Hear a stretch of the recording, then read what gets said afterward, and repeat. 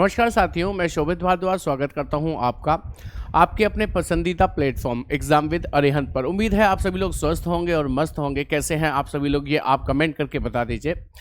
जैसे कि आप मेरे पीठ के पीछे देख सकते हैं कि दो पासे जमीन पर पड़े हुए हैं एक पीली सतह पर। जी हाँ, ये है आज का टॉपिक आपका डाइस, जिसे कि आज हम लोग पढ़ने जा रहे हैं।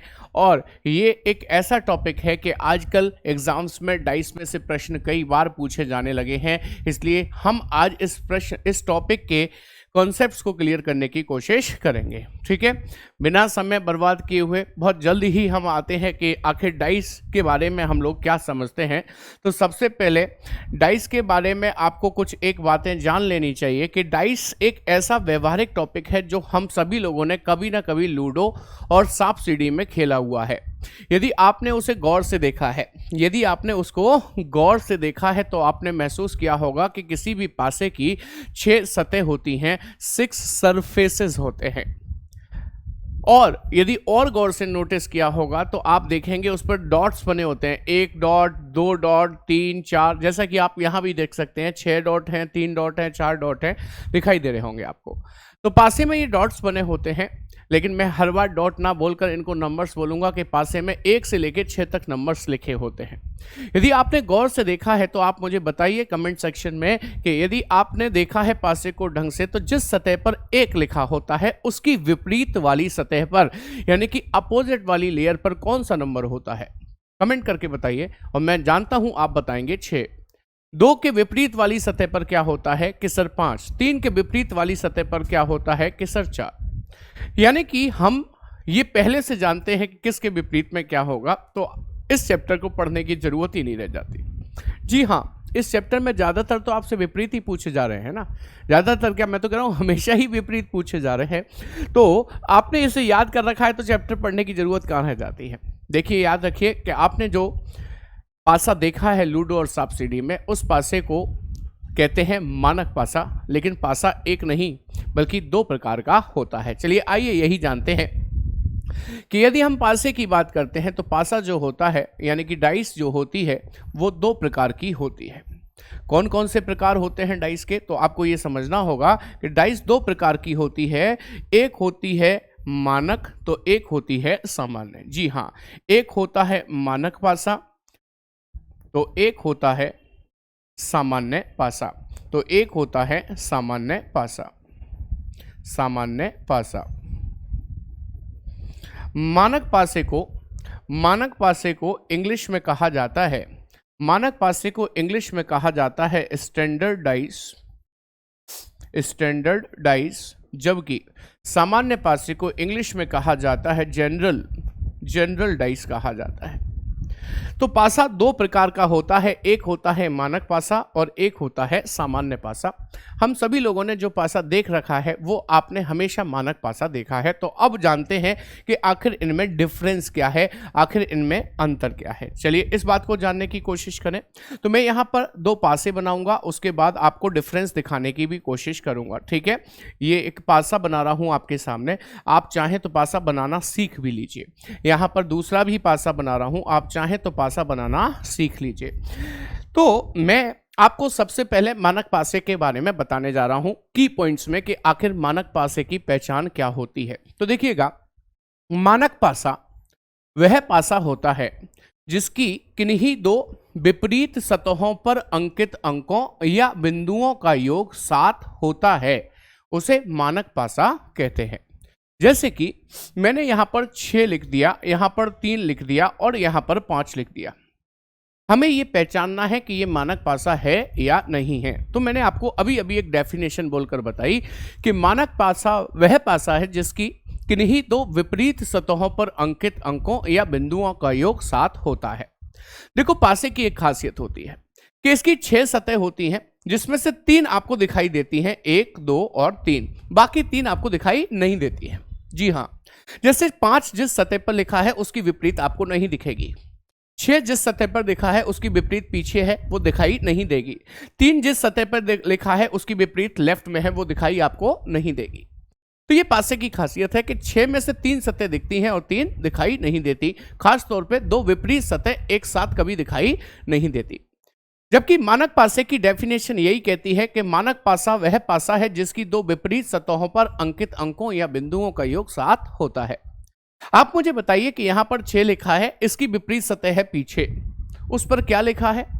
मत बोलिए कि उस पर 1 लिखा है, बल्कि आप बोलिए कि सर 6 के विपरीत वाली सतह पर क्या लिखा है। वो हम कैसे बता पाएंगे, क्योंकि 6 के विपरीत वाली सतह तो दिखाई नहीं दे रही। तो हम कैसे कह दें कि यहां 6 और विपरीत वाली सतह का योग, विपरीत सतहों का योग 7 हो गया? क्या हम कह पाएंगे? नहीं। इसी प्रकार 5 के विपरीत नीचे क्या लिखा है वो हमें दिखाई नहीं दे रहा, तो हम कैसे कह देंगे 5 के विपरीत में क्या लिखा हुआ है? क्या इनका योग 7 हो जाएगा? सर हमें क्या पता। तो दो विपरीत सतह कभी दिखाई देती ही नहीं है। डेफिनेशन यही कह रही थी कि दो विपरीत सतहों का योग 7 हो जाए तो ये मानक पासा हो जाएगा। डेफिनेशन फेल हो गई, तो अब क्या करेंगे? अब दूसरी डेफिनेशन आई है, वो ये कहती है कि दो नियरेस्ट लेयर देख लीजिए, यानी कि दो पास पास की सतह देख लीजिए, इस बार उनका योग 7 नहीं होना चाहिए। इस बार उनका योग 7 नहीं होना चाहिए। तो आइए, हमने दो निकटवर्ती सतह इनको पकड़ लिया, 6 और 3 9, लेकिन 7 नहीं हुआ। 5 और 3 8, लेकिन 7 नहीं हुआ। 6 और 5 11, लेकिन 7 नहीं हुआ। जब कोई दो निकटवर्ती सतहों का योग 7 नहीं होता है तो वह पासा भी कौन सा पासा कहलाता है? कि सर मानक पासा कहलाता है।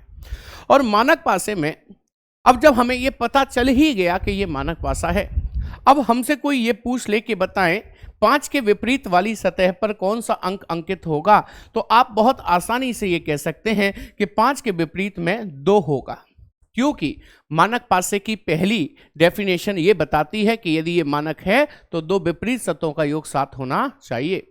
यदि यहां 5 है तो नीचे 2 होगा, तभी 5 और 2 7 बनेगा।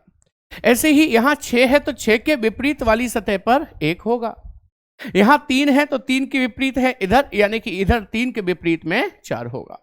जी हाँ, मानक पासे में दो विपरीत सतहों का योग 7 होता है, तो हमें यह कंफर्म हो जाता है कि 5 के विपरीत 2 होगा, 6 के विपरीत 1 होगा और 4 के विपरीत 3 होगा। और ये कभी बदलता नहीं है। तभी तो आपको भी याद था, मैंने पूछा 6 के विपरीत क्या होगा, आपने कहा 1, 5 के क्या होगा तो 2, 3 के क्या होगा तो 4। आपको याद था क्योंकि ये कभी बदलता नहीं है। आई होप ये बात समझ में आ गई होगी। अब इसके बाद सामान्य पासे की बात करते हैं। तो सामान्य पासे की डेफिनेशन क्या कहती है कि सामान्य पासा वह पासा है जिसकी किन्हीं दो निकटवर्ती सतहों पर अंकित अंकों या बिंदुओं का योग 7 होता है, उसे सामान्य पासा कहते हैं। विपरीत की बात नहीं हो रही है इसमें, दो निकटवर्ती सतहों की हो रही है। दो निकटवर्ती सतहों पर अंकित अंकों या बिंदुओं का योग 7 होता है, तो इसको कौन सा पासा कहते हैं? सामान्य पासा कहते हैं। फॉर एग्जाम्पल, मैंने यहां पर 6 लिख दिया, यहां 3 लिख दिया, यहां 4 लिख दिया। अब देखिए क्या ये सामान्य है? तो बिल्कुल है, क्योंकि सामान्य पासे की डेफिनेशन कहती है दो निकटवर्ती सतहों का योग 7 हो जाना चाहिए। हमने देखा 6 और 3 9, 7 नहीं हुआ, लेकिन हमने देखा 4 और 3 7, अब तो हो गया। किन्हीं दो का होना चाहिए, सभी दो का तो वैसे भी नहीं हो सकता। जैसे ही इन दो निकटवर्ती सतहों का योग 7 हुआ तो हमें यह पता चल जाता है कि यह पासा कौन सा पासा है, कि सर सामान्य पासा है। अब जब यह हमें पता चल गया कि यह सामान्य पासा है, अब आपसे कोई पूछे कि 6 के विपरीत क्या होगा, या 4 के विपरीत क्या होगा, या 3 के विपरीत क्या होगा। मान लीजिए पूछ ले 4 के विपरीत क्या होगा, तो गलती से भी 3 मत बोल देना, क्योंकि हमारी आदत है ना 4 के विपरीत 3 क्यों बोलते हैं? क्योंकि 4 और 3 मिलाकर क्या बनाना चाहते हैं? 7। लेकिन वो तो मानक पासे में होता था ना, दो विपरीत सतहों का योग 7। यहां क्यों दो विपरीत सतहों का योग 7 कर रहे हैं आप? मैंने तो नहीं बोला आपसे। दूसरी बात एक और, 4 के विपरीत में 3 हो ही नहीं सकता, क्योंकि 4 के जस्ट बगल में 3 लिखा है। बगल में लिखे होने का मतलब ये नीचे नहीं है, नीचे नहीं है तो विपरीत नहीं है। तो याद रखना, 4 के विपरीत कभी भी 3 नहीं हो सकता क्योंकि उसके बगल में है। 4 के विपरीत कभी 6 भी नहीं हो सकता क्योंकि उसके बगल में है। तो फिर क्या हो सकता है 4 के विपरीत? 4 के विपरीत वो सारे अंकों में से कोई एक अंक हो सकता है जो यहां दिखाई नहीं दे रहे, जैसे कि 1/2/5, ये 3 अंक यहां दिखाई नहीं दे रहे। इसका मतलब 4 के विपरीत या तो 1 होगा, या फिर 2 होगा, या फिर 5 होगा।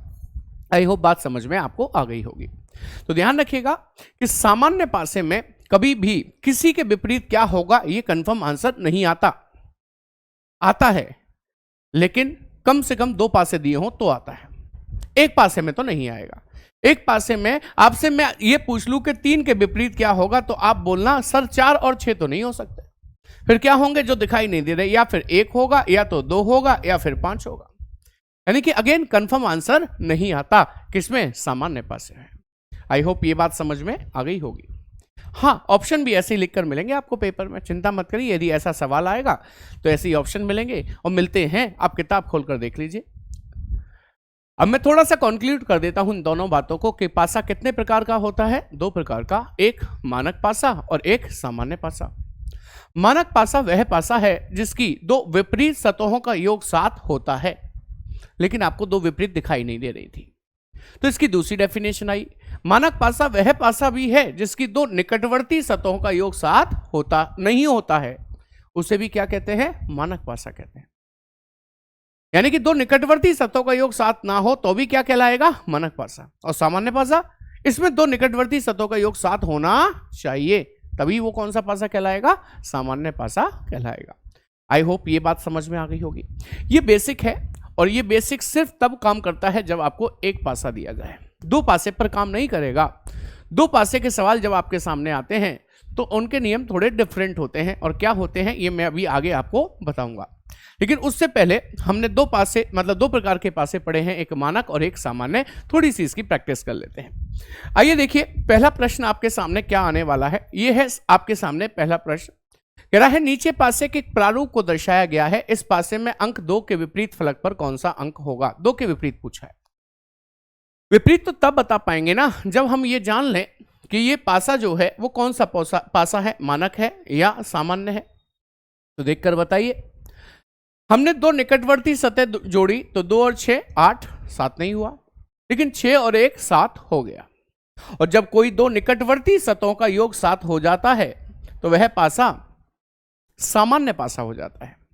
और सामान्य पासे में कोई आपसे पूछे कि बताएं किसके विपरीत, 2 के विपरीत क्या होगा, तो 2 के विपरीत आप कह देना किसी भी कीमत पर 1 नहीं हो सकता और 6 नहीं हो सकता। तो फिर क्या हो सकता है जो हमें दिखाई नहीं दे रहा, यानी कि या तो 3 होगा, या फिर 4 होगा, या फिर 5 होगा। तो 3 4 5 में से कोई भी एक अंक इसके विपरीत हो सकता है, और ऐसा आपको डी विकल्प में दिया भी गया है। उम्मीद करता हूं ये बात आपको समझ में आ गई होगी। सामान्य पासा था, उसके हिसाब से हमने विपरीत बता दिया। चलिए आइए अगले सवाल की तरफ बढ़ते हैं। यह है क्वेश्चन नंबर 2, जिसमें फिर से एक पासा दिया है और आपसे पूछा है कि बताएं अंक 1 के विपरीत में क्या होगा। अंक 1 के विपरीत में क्या होगा। मैंने कहा विपरीत सिर्फ तब बता सकते हैं जब हम पहले ये जान लें कि यह कौन सा पासा है।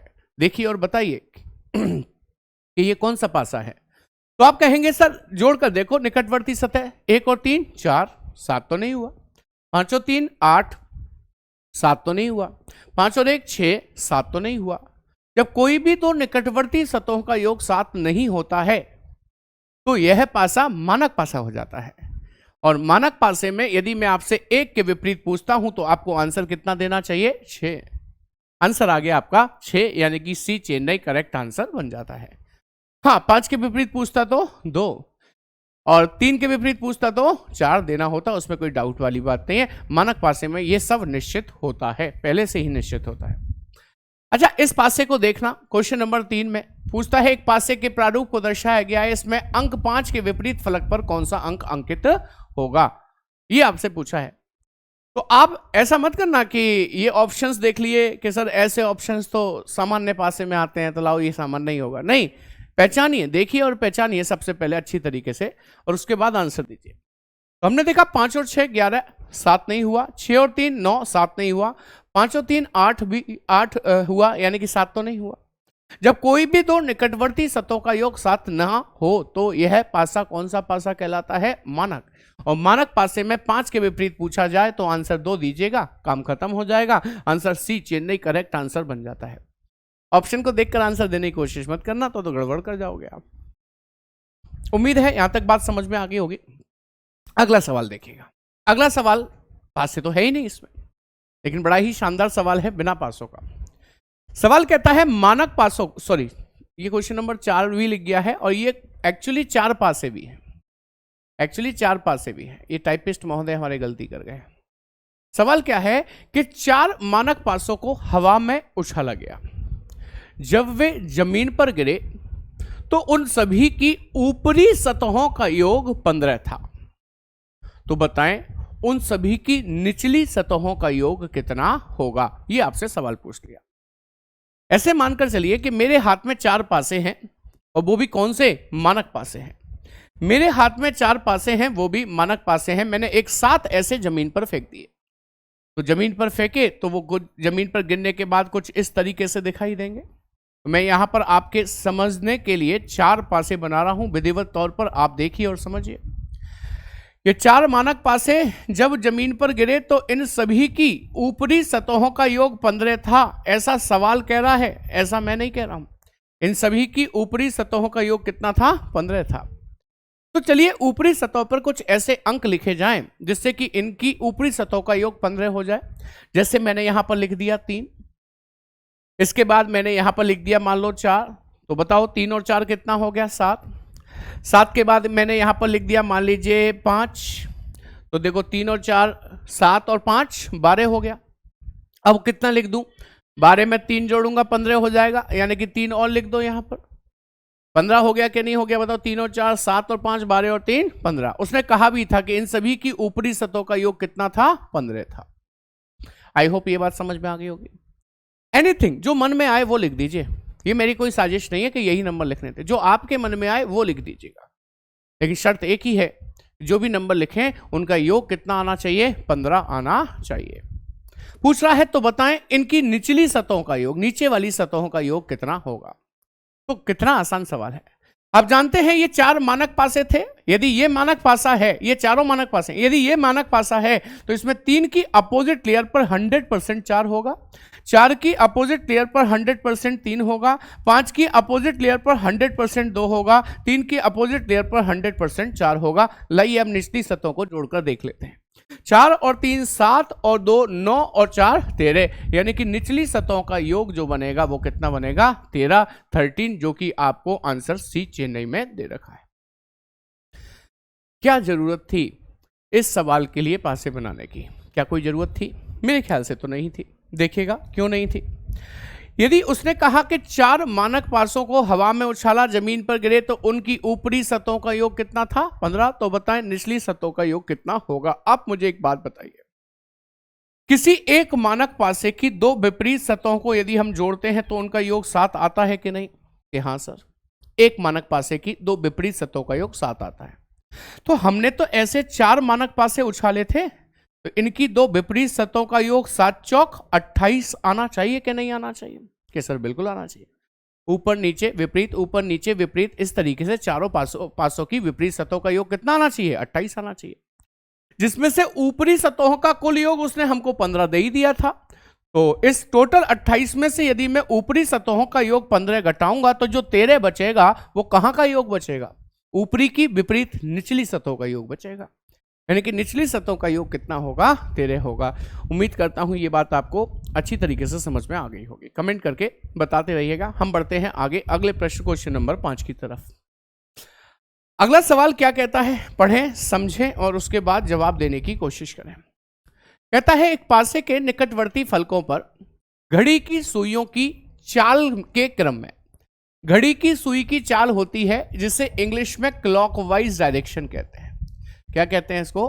क्लॉकवाइज डायरेक्शन कहते हैं। और ये चाल कौन सी होती है? जिस दिशा में घड़ी की सुइयां घूमती हैं उसे घड़ी की सुइयों की चाल कहते हैं। घड़ी की सुइयां कुछ इस दिशा में ऐसे करके घूम रही होती हैं, इसी को क्लॉकवाइज कहते हैं। इसी को घड़ी की सुइयों की चाल का क्रम कहते हैं। ठीक है, तो क्या कहता है, एक पासे के निकटवर्ती फलकों पर घड़ी की सुई की चाल के क्रम में ए, बी, सी और डी लिखा गया है एवं ई और एफ को क्रमशः ऊपर एवं नीचे के फलकों पर लिखा गया है।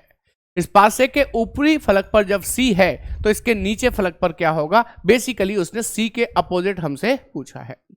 तो सबसे पहले आपको क्या करना है कि इस पासे में ए, बी, सी, डी को लिखना है क्लॉकवाइज। तो देखो ए तो लिखा है ऐसे करके, जैसे पासा मेरे हाथ में यूं है, ए यहां लिखा है तो बी कहां आएगा? बगल में। फिर सी कहां आएगा? पीछे। फिर डी कहां पर आएगा? कि सलात हो गया डी। ऐसे ही यदि ए यहां पर है तो बी यहां पर होगा, घूमकर सी कहां होगा कि सर पीछे होगा, तो डी यहां होगा। क्लॉकवाइज हो गए ABCD। अच्छा, उसने साफ कहा है कि ई और एफ को क्रमशः ऊपर, यानी कि ई को ऊपर और एफ को नीचे रखा गया है। लीजिए, कंप्लीट हो गया। पूछा है जब सी ऊपर के फलक पर होगा तो उसके निचले फलक पर क्या होगा, यानी कि सी के अपोजिट चाहिए, और सी के अपोजिट आपको ए दिखाई दे रहा होगा। आंसर बनेगा ए, यानी कि पहला ही विकल्प आपका करेक्ट आंसर बन जाता है। उम्मीद है ये बात आपको समझ में अच्छी तरीके से आ गई होगी। अब आपके सामने 2 पासों वाला प्रश्न आया है। मैं पासों के साथ साथ ही आपको ये बताने की कोशिश भी करूंगा, पासों के साथ साथ ही ये बताने की कोशिश भी करूंगा कि आखिर इनके नियम क्या होते हैं। कह रहा है नीचे एक पासे के 2 प्रारूपों को दर्शाया गया है। इस पासे में अंक 4 के विपरीत फलक पर कौन सा अंक होगा, ये आपसे पूछा है। तो सबसे पहले आपको एक बात समझनी है, हालांकि भाषा क्लियरली कह रही है नीचे एक पासे के 2 प्रारूपों को दर्शाया गया है, यानी कि पासा एक ही है, उसके प्रारूप 2 दिखाए गए हैं। यानी कि 2 पासे जब हमारे सामने आते हैं तो हमें यह मानकर नहीं चलना कि ये 2 अलग अलग पासे हैं, बल्कि ये एक ही पासा है, लेकिन मैंने उसको 2 अलग अलग बार जमीन पर फेंका तो उसके 2 अलग अलग स्थितियां मेरे सामने आई। जैसे मान लीजिए मेरे हाथ में एक पासा था, मैंने ऐसे करके हिलाकर उसे जमीन पर फेंका तो उसमें यहां 1, यहां 5, यहां 3 आ गया। क्या ऐसा पॉसिबल है? हाँ सर, कुछ भी हो सकता है। मैंने इसी पासे को दूसरी बार उठाया और दूसरी बार फिर से जमीन पर फेंका तो अब यहां 2, यहां 5, यहां 4 आ गया। क्या ऐसा हो नहीं सकता? सर होने को तो आप इसे उठाकर तीसरी बार फेंकेंगे तो तीसरी शक्ल इसकी और कुछ दिखाई दे, ऐसा भी हो सकता है। तो जी हां, ये एक ही पासे को 2 अलग अलग बार फेंकने पर इसकी 2 अलग अलग शक्ल जो हमें दिखाई देती हैं वो आपको दी गई है। 2 अलग अलग पासे बिल्कुल भी नहीं है, इस गलतफहमी में मत रहिएगा। अब इसमें जो आप देखते हैं कि इन दोनों पासों में एक अंक समान आपको दिखाई दे रहा है, वो है 5 और 5। यही हमारा रूल नंबर 1 है, यही हमारा रूल नंबर 1 है 2 पासों के लिए। क्या है रूल नंबर 1? रूल नंबर 1 ये कहता है कि जब दोनों पासों में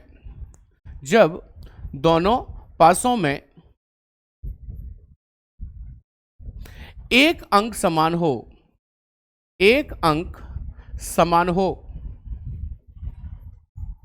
वो भी समान सतह पर, वो भी समान सतह पर।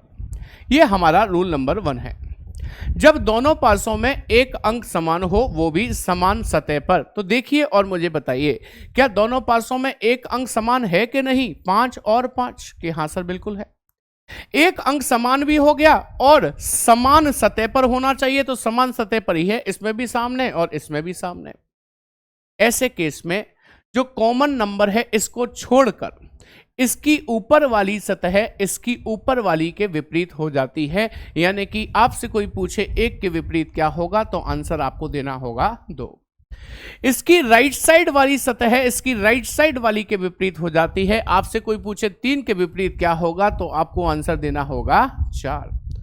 अब जो रह गया 5 और 5, ये आपस में तो विपरीत नहीं हो सकता ना, तो फिर 5 के विपरीत क्या होगा कि सर जो अंक अभी तक नहीं आया है 6, वो 5 के विपरीत हो जाएगा। सभी के विपरीत निकल के आ जाएंगे इस तरीके से। उम्मीद करता हूं ये बात आपको अच्छे से समझ में आ गई होगी। अभी पूछा था कि 4 के विपरीत क्या होगा, तो 3 दिखाई दे रहा है, 3 टिक कर दीजिए। बी बॉम्बे एकदम से करेक्ट आंसर बन जाता है। और ये रूल नंबर 1 जरूर ध्यान रखिएगा कि जब दोनों पासों में एक अंक समान हो, जैसे 5 और 5, वो भी समान सतह पर, इसमें भी सामने और इसमें भी सामने ही था। ये हमारा रूल नंबर 1 कहता है। अब आते हैं रूल नंबर 2 पर। रूल नंबर 2 ये कहता है, रूल नंबर 2 ये कहता है, क्या कहता है रूल नंबर 2? कहता है जब दोनों पासों में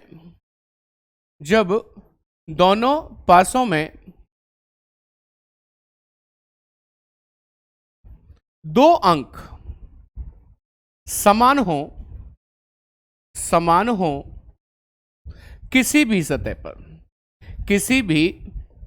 सतह पर।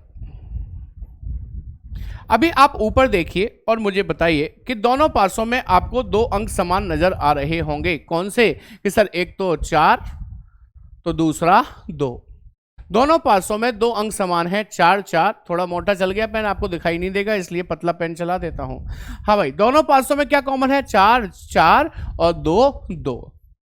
वही हमारा रूल भी कहता है, जब दोनों पासों में दो अंक समान हो, दो अंक समान हो, किसी भी सतह पर हो, इससे कोई फर्क नहीं पड़ता है। तो अब देखिएगा, तो जब दोनों पासों में दो अंक समान हो तो आपको उन समान अंकों को काटना है, उन समान अंकों को काटना है और इसमें से निकालकर बाहर फेंकना है, इसमें से निकालकर भी बाहर फेंकना है। तो जो बच गए अंदर वो कौन है कि सर एक 3 है और एक 1 है, तो इसका मतलब 3 के विपरीत 1 होगा और 1 के विपरीत 3 होगा।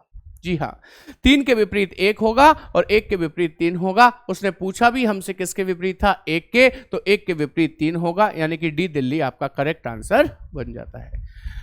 आई होप ये बात आपको अच्छी तरीके से समझ में आ गई होगी। चलिए बढ़ सकते हैं अगले प्रश्न की तरफ। अगला सवाल क्या कहता है, चलिए आइए देखेगा। अगला सवाल हमारा रूल नंबर 3 भी डिस्कस करेगा।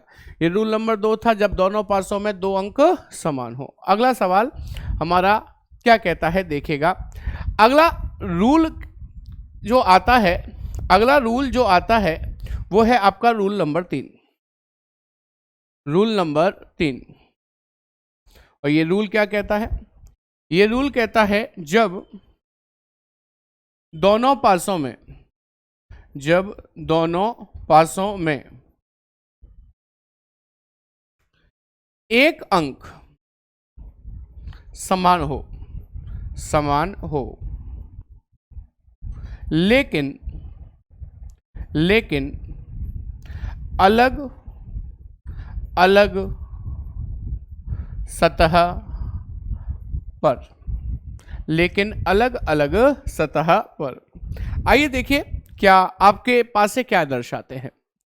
रूल कहता है जब दोनों पासों में एक अंक समान हो। देखना जरा दोनों में क्या समान है कि सर 2 और 2 समान है। कहता है लेकिन अलग अलग सतह पर होने चाहिए। जी हाँ, है भी, इसमें सामने वाली सतह पर है और इसमें ऊपर वाली सतह पर है। यह है हमारा रूल नंबर 3। जब दोनों पासों में एक अंक समान हो लेकिन अलग अलग सतह पर, तो ऐसे केस में जो कॉमन नंबर है उसे सर्कल के अंदर बंद कर लीजिए और सर्कल से क्लॉकवाइज डायरेक्शन में घूम जाइए। तो बोलकर बताइए, सबसे पहले 2 से चलेंगे तो क्या आएगा, 2 के बाद 3 फिर 5। यहां लिखिए 2 के बाद 3 फिर 5।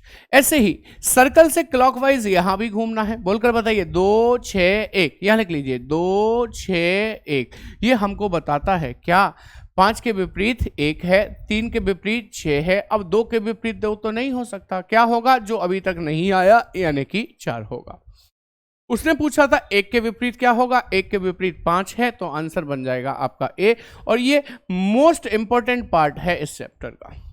मैं कह रहा हूं ये मोस्ट इंपॉर्टेंट पार्ट है इस चैप्टर का, ये मोस्ट इंपॉर्टेंट रूल है इस चैप्टर का, क्योंकि इस रूल पर आधारित आपके 90% सवाल इस चैप्टर में से सॉल्व हो रहे होते हैं, इस रूल पर आधारित।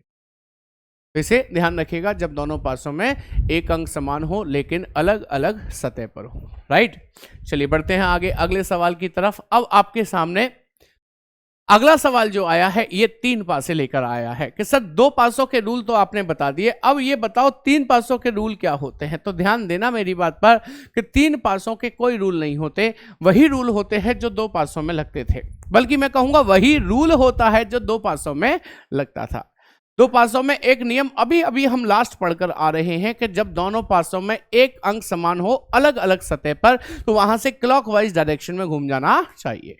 वही नियम इन 3 पासों में भी हम अप्लाई करते हैं। हम इन 3 पासे में से कोई 2 पासे पिक करते हैं और वो 2 पासे पिक करते हैं जिसमें एक अंक समान हो। वो 2 पासे पिक नहीं करते जिसमें 2 अंक समान हो, उन्हें पिक नहीं करेंगे। ठीक है, जैसे कि हमने पहले और दूसरे पासे को लेकर देखा, दोनों में कॉमन क्या है कि सर इसमें तो कुछ भी कॉमन नहीं है, तो इन्हें छोड़ दीजिए। हमने दूसरे और तीसरे पासे को लेकर देखा तो इनमें क्या कॉमन है कि सर y y और p कॉमन है। तो आपसे वैसे क्या पूछा था, देखना जरा, l के अपोजिट पूछा था। यदि मैं y y p को काट दूं तो क्या मेरा रूल नंबर 2 काम कर जाएगा? हाँ सर कर जाएगा, क्योंकि रूल नंबर 2 कहता था जब 2 पासों में 2 अंक समान हो तो दोनों को काट दो।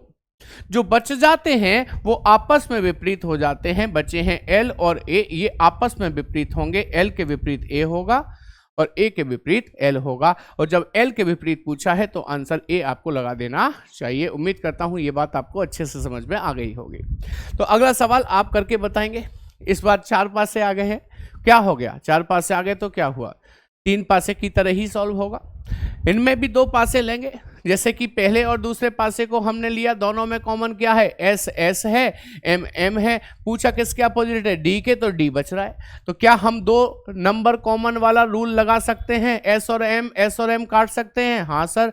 बचा क्या, डी, और बचा क्या, डब्ल्यू। ये आपस में अपोजिट हो जाएगा, डी के अपोजिट डब्ल्यू होगा और डब्ल्यू के अपोजिट डी होगा। तो डी के अपोजिट डब्ल्यू आंसर लगा दीजिए, बी बॉम्बे करेक्ट आंसर बन जाता है।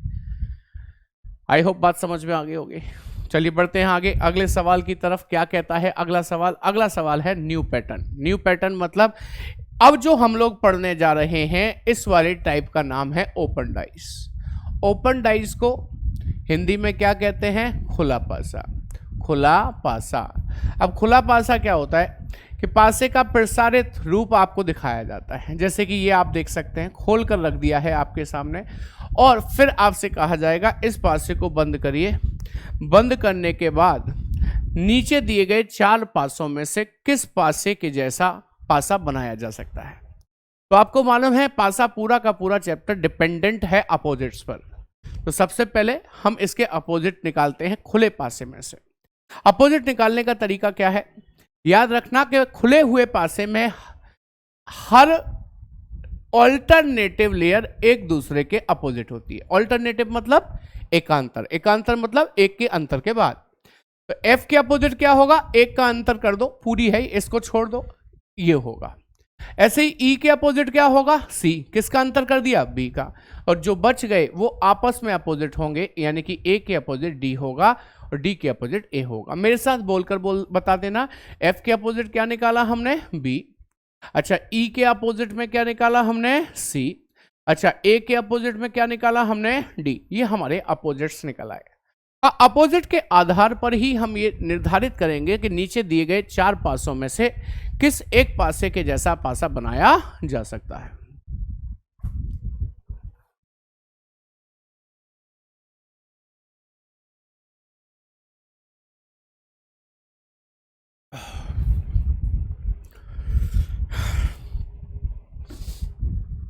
चलिए देखिएगा, जैसे कि हमने पहला पासा देखा,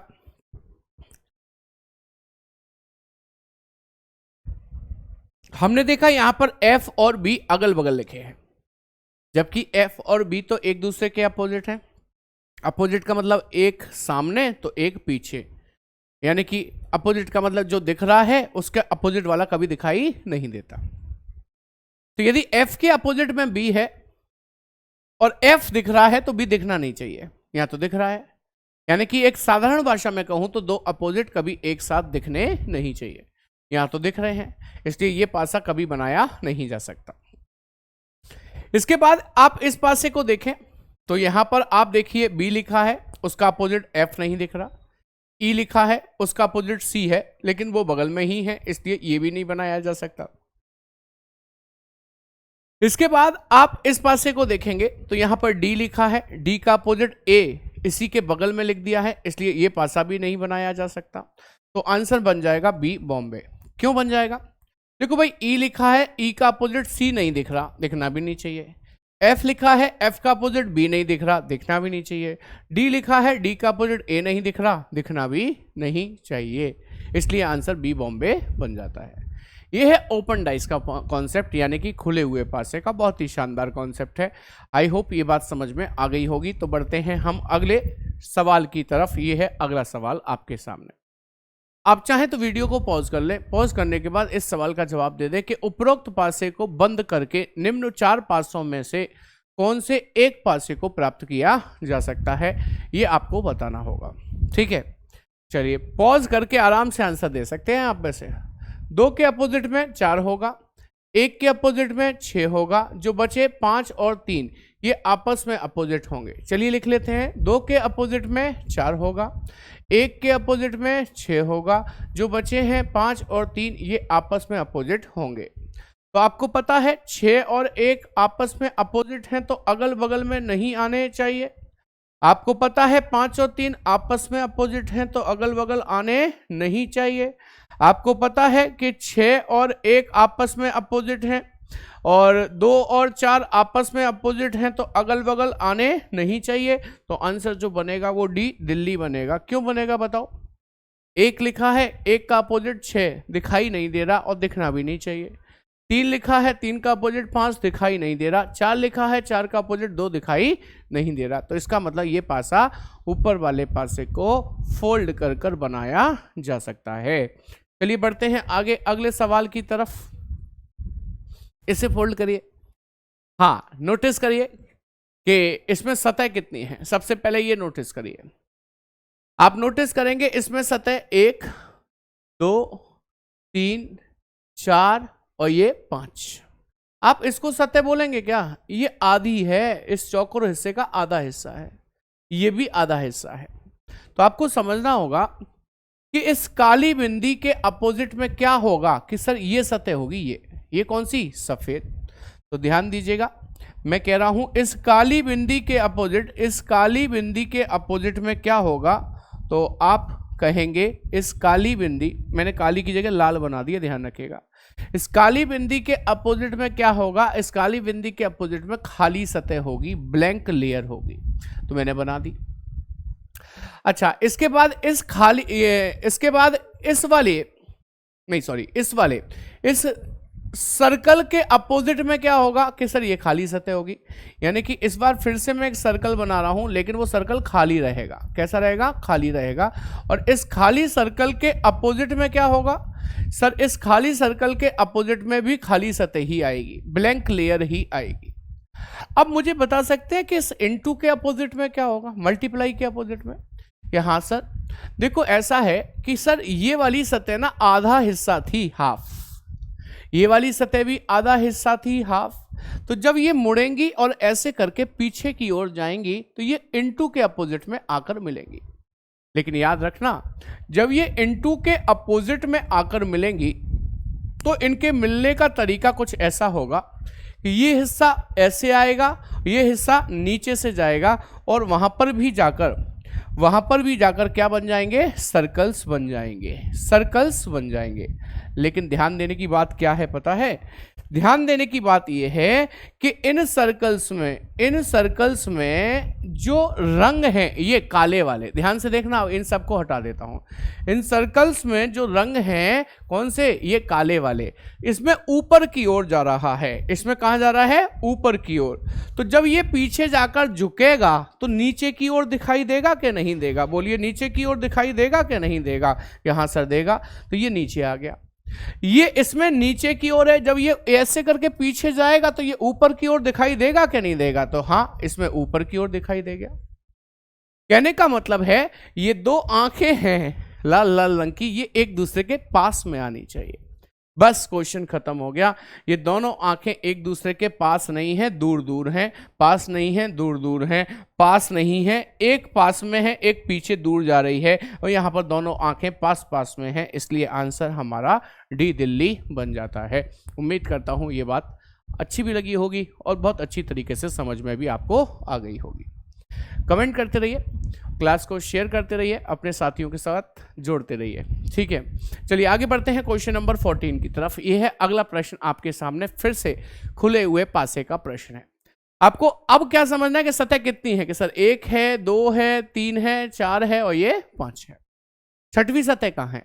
कि सर ये जो त्रिभुज है ना, 1 त्रिभुज, 2 त्रिभुज, 3 त्रिभुज और 4 त्रिभुज, ये जब आप पीछे की सतह पर जाएंगे, इनटू के पीछे की सतह पर जाएंगे तो 2 ऐसे करके मिलेंगे और 2 ऐसे करके मिलेंगे और पूरी एक सतह का निर्माण कर देंगे। और ये किसके पीछे जाएंगे? मल्टीप्लिकेशन के पीछे जाएंगे। तो चलिए आइए मैं आपको बताता हूं। आप सबसे पहले बताओ, इस खाली सतह के विपरीत खाली सतह होगी कि नहीं? कि हाँ सर बिल्कुल होगी।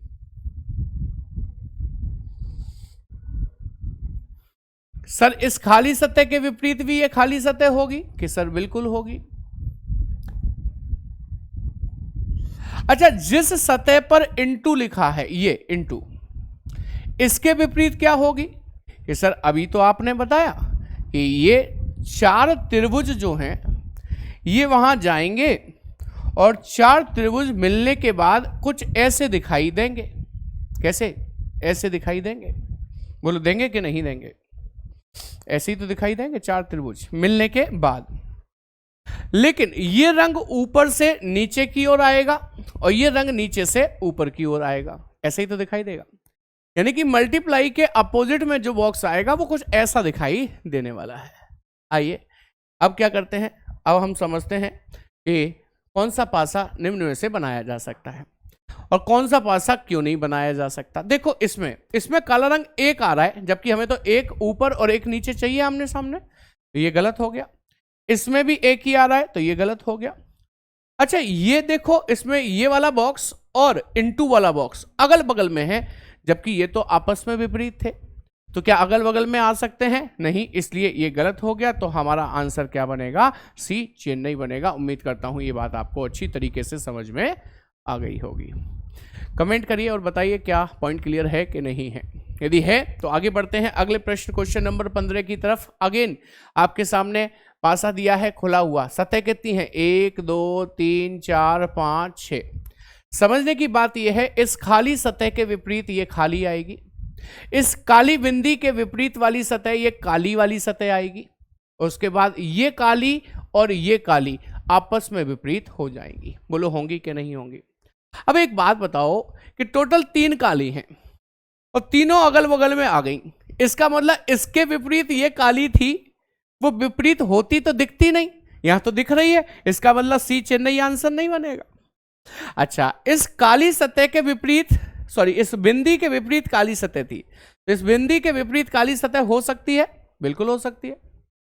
कि सर ये दो कहां से आई? कि सर ये वाली आ गई होंगी, तो ये वाली दो पास पास में आ गई होती तो वो तो काली बिंदी के अपोजिट वाली है कि नहीं? इसका मतलब ये वाली आई होंगी।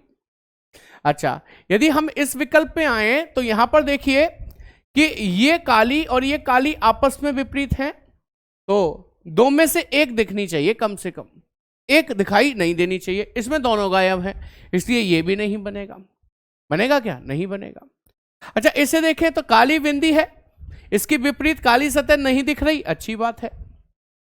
अच्छा ये इसके बाद मान लो काली सतह ये वाली है, इसकी विपरीत काली सतह ये नहीं दिख रही, अच्छी बात है।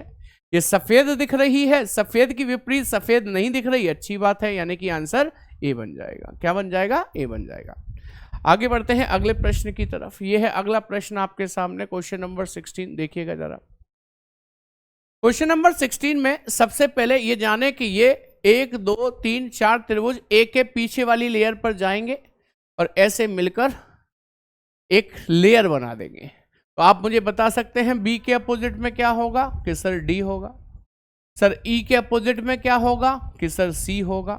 अच्छा ए के अपोजिट में क्या होगा? कि सर बॉक्स होगा, बक्सा बनेगा, ऐसे तिकोना करके उसमें नंबर बिंदु बने होंगे 1 2 3 4। मैं बना नहीं रहा हूं, आप समझ के बने होंगे। कौन सा पासा निम्न में से बनाया जा सकता है, ये हमसे पूछा गया है। तो आइए देख लेते हैं। जैसे कि यहां पर बी लिखा है, बी का अपोजिट डी नहीं दिख रहा, अच्छी बात है। सी लिखा है, सी का अपोजिट ई नहीं दिख रहा, अच्छी बात है। बॉक्स बना है, बॉक्स का अपोजिट ए नहीं दिख रहा, अच्छी बात है। तो ये बन सकता है। होल्ड करिए, आगे बढ़िए। ई लिखा है, ई का अपोजिट सी दिखना नहीं चाहिए, यहां तो दिख गया, इसलिए ये तो बन ही नहीं सकता। बी लिखा है, अपोजिट डी नहीं दिख रहा। ई लिखा है, अपोजिट सी नहीं दिख रहा। बॉक्स बना है, अपोजिट ए नहीं दिख रहा, ये भी बन सकता है। डी लिखा है, अपोजिट बी नहीं दिख रहा। सी लिखा है, अपोजिट ई नहीं दिख रहा। बॉक्स बना है, अपोजिट ए नहीं दिख रहा, ये भी बन सकता है। यानी कि एक ही कटा है, 3 पासे ऐसे बचे हैं जो बन सकते हैं। नोटिस करेंगे 1 बिंदी, 2 बिंदी, 3 बिंदी, 4 बिंदी किस क्रम में है? सर क्लॉकवाइज क्रम में है। तो 1 बिंदी, 2 बिंदी, 3 बिंदी, 4 बिंदी किस क्रम में है? कि सर क्लॉकवाइज क्रम में है। आपको क्या लगा ये आंसर है? नहीं, ये आंसर नहीं है।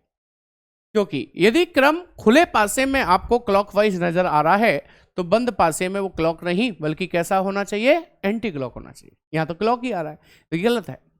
यहां पर देखें तो 1 बिंदी के बाद एंटी क्लॉक में 2 बिंदी, फिर 3 बिंदी, फिर 4 बिंदी, तो ये बात बन जाएगी। यहां पर देखें तो क्लॉक में एक बिंदी, दो बिंदी, यहां तीन नहीं चार बिंदी, तो ये तो वैसे ही गलत हो जाएगा।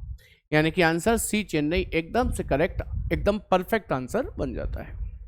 चलिए बढ़ते हैं नेक्स्ट प्रश्न की तरफ। अगला प्रश्न आया है ये आपके सामने। इस बार ये बॉक्स हैं चौकोर चौकोर चौकोर, अभी तक त्रिभुज आते थे ना ऐसे वाले, लेकिन इस बार ये बॉक्स हैं, ध्यान दीजिएगा।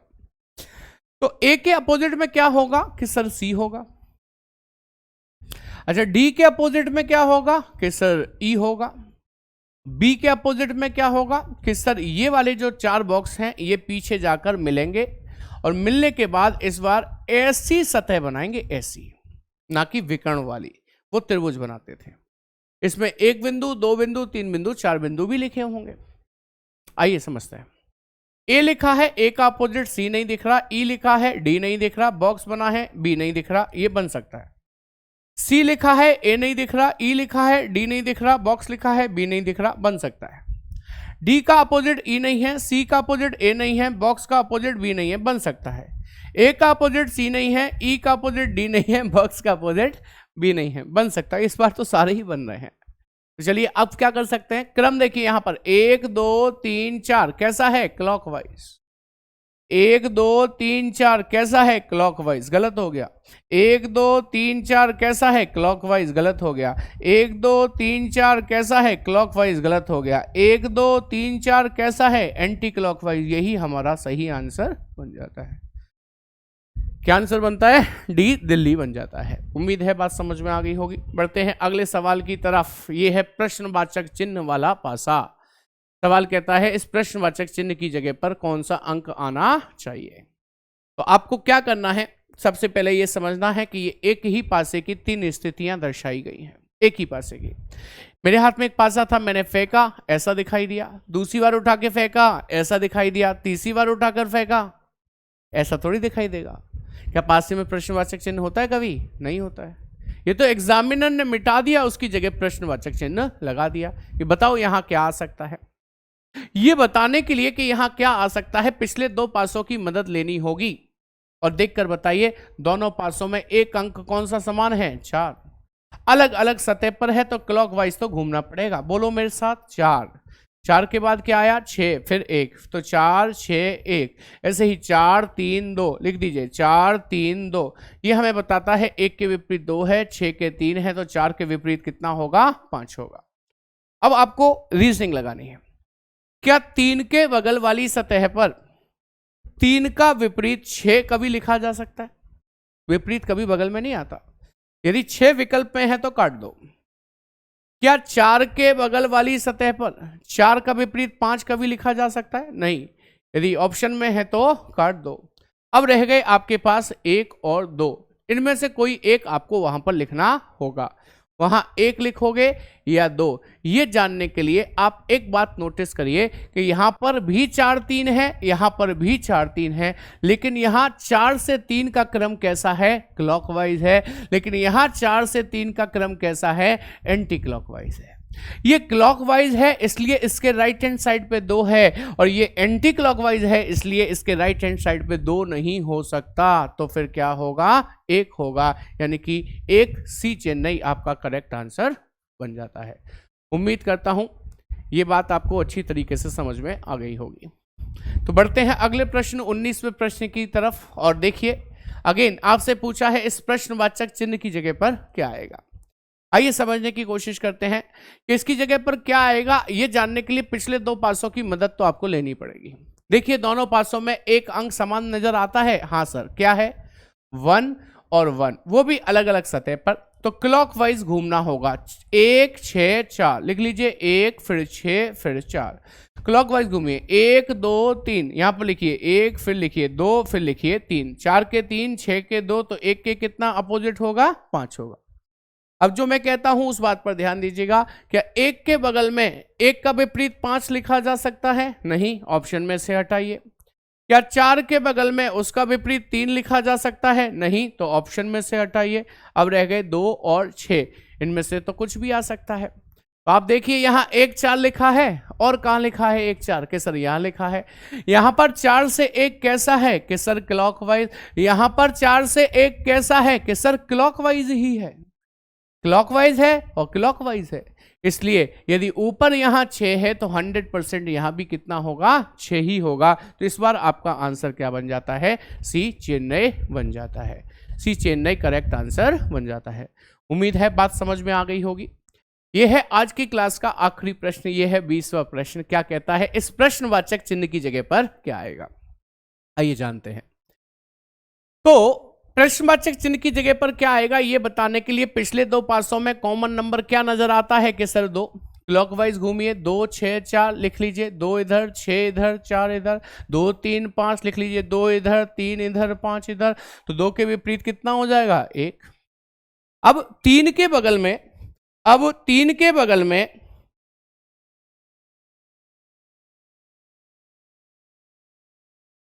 अब 3 के बगल में क्या 3 का विपरीत 6 कभी लिखा जा सकता है, नहीं, ऑप्शन में हटाइए। क्या 4 के बगल में 4 का विपरीत 5 कभी लिखा जा सकता है, हटाइए। अब इसके बाद क्या कर सकते हैं, वहां 3 और 4 है ना, तो यहां 3 और 4 है, नहीं यहां 3 और 4 है। अब क्या कर सकते हैं बताइए मुझे। अब ये कर सकते हैं अब ये कर सकते हैं कि यदि हम इस पासे को देखें, इस पासे में 3 राइट साइड में है, मैं इसे ऐसे पकड़ के घुमा दूं तो 3 सामने आ जाएगा, 5 लेफ्ट में जाएगा, और 5 का लेफ्ट में जाएगा तो 5 का अपोजिट तो 4 है ही है ना।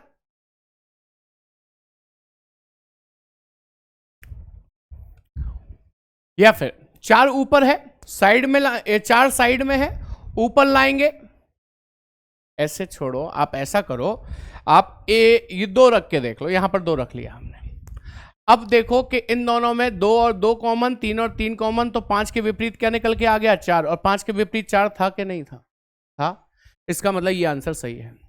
यदि 1 रख के देखते तो क्या होता कि सर 1 रख के देखते तो कॉमन क्या मिलता, दोनों में 3 3 मिलता, और हमको क्लॉकवाइज घूमना पड़ता, 3 5 2 लिखना जरा, 3 5 2, फिर 3 1 4, 3 1 4, तो ये 2 के विपरीत 4 बता रहा है, जबकि 2 के विपरीत था कितना, 1, तो विपरीत गलत कर दिए ना इसने।